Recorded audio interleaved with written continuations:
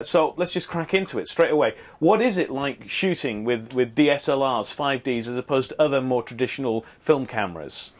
I think it's getting better all the time. It was at the beginning, this is obviously speaking from my experience, and other people will have had completely different experiences, but trying to work it out at the beginning was strange because they're really not designed to do that. And I think, from what I'm told, the film element of the SLRs came from photojournalists saying we want to be able to take short clips but that look nice, and and it's steamrolled into what it is now. So the main problem at the beginning was the sort of peripheral kit to go around it. If you go and you get an Arri camera from Arri, it will fit everything that you get from the rental house. All the parts will fit together. Everything is designed to work together. And the main problem with these is that there was no sort of housing to put them in. And the lenses, people were trying to work on stills lenses, which were not functioning the way that film lenses do.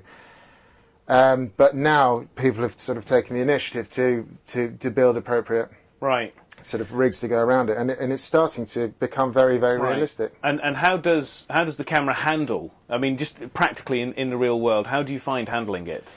If you put it into one of the rigs, i.e. the Red Rock rig, which is not my favourite, but it's a good rig, or the Movie Tube rig, which I really like, then you can treat it exactly like you would perhaps a broadcast, an OB camera, whether you want to shoulder mount it or whatever, you can treat it exactly the same. And given that this is the first camera that true independent filmmakers can actually really afford, people talk about the Red, but it's not really that. It's not affordable. No, not for a normal person like you or I. But yeah, exactly.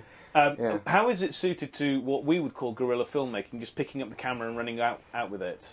Yeah, I think to a point it's great for that. You do need to take into account, I think, that, some of the problems are people treating it like a video camera, and it really isn't. You do need to pull focus properly, and you're very shallow depth of field if you're working wide open on the lens. So it's not got autofocus, it's, No, absolutely not. You have to treat it exactly like you would a serious film camera and not a video camera. However, having said that, if you've got somebody there to help you, or you can do your own focus, and you've got the ability to hit your sharps and stuff like that, then you have a very small compact camera that you can take with you. There is a tendency, I've seen a lot of people trying to pick it up and handhold it and run around with it, but if you look at the results, when you don't treat it exactly as you would to a film camera, it doesn't look like you're making a film properly. Right, so the irony is all of that stuff that we learned, that certainly I learned early in my career about how to shoot film and all of that methodology, which kind of stopped being taught in the late 90s, early 2000s. It's all kind of coming back with these new cost-effective cameras. Yeah.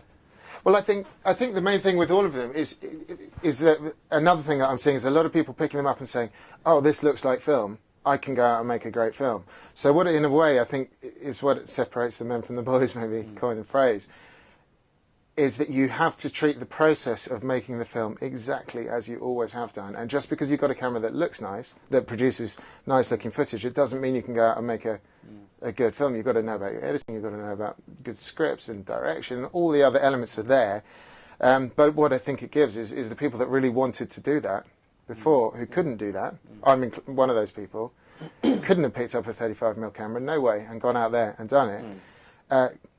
If they have the incentive and they have the ideas and they really want to do it, suddenly they've got a tool that actually makes it completely realistic and feasible. And I've not seen it run on a cinema screen yet, but I did talk to somebody recently who said that they'd shot a feature, a sort of action film in South Africa on Red, not District 9 or something, but an action film. And they had shot various elements on the 5D, and the scenes had dropped straight in. And when watching it in the cinema, they said they couldn't remember which scenes had been shot on which. And then you've got a series like House being shot entirely on 5D. 24, the plates, the background shots and stuff, and some of the car sequences were shot on 5D, all cut together with whatever other cameras they're using. Right. Yeah.